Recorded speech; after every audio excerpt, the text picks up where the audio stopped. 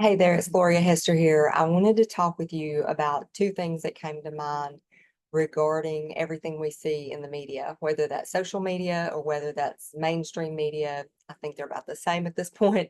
So, two things that are really important about how our minds work as human beings. One that you want to know about is something called neuroception. So, neuroception means everything we see, we already have a database.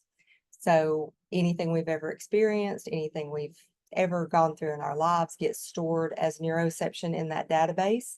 And then automatically anything that comes in as stimulus, when we see it, hear it, smell it, touch it, neuroception immediately says, what is this similar to that I already know about in my data bank? And it will assign meaning instantly beyond conscious awareness.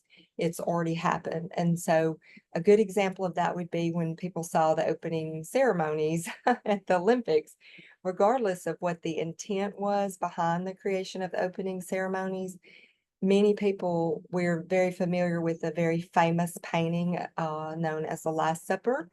And neuroception said, what have I seen before that looks like this? And many people's neuroception knew this looks like the Last Supper. So whether or not it was intended to look like the Last Supper, I don't know. Those who created it would know, but I don't know. So that's the first one, is know about neuroception. If you've assigned meaning to something in the past, when you see it again, it's going to happen in a millisecond that you will assign meaning. So if you meet someone that reminds you of someone you like, you'll assign the fact that you like this new person who you in fact know nothing about. Or if you meet someone that reminds you of someone that you've had a negative experience with in the past, neuroception will jump in and say, I don't like this person, even though they, you know, may not be like that person. The other one outside of neuroception is something that's when I mentioned whoever created the opening ceremonies, is when we want to, this is especially important too in close relationships. You want to assign a meaning to their intent. What is their original intent? And so if you assign the meaning that they originally have good intent, then it makes it really easy to have a good relationship with that person, because you're always coming from the place of they have good intentions toward me. They don't have any ill will toward me. They always have good intentions. So anything they do or say, we take it as though they're coming from a good place.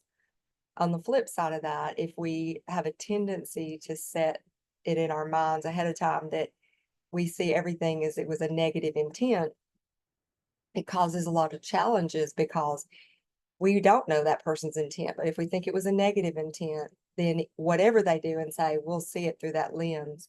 So that's about assigning the meaning of, the relationships you have with people. And in this case, just how things are in the media now, it's really challenging for people to think that anyone has good intent.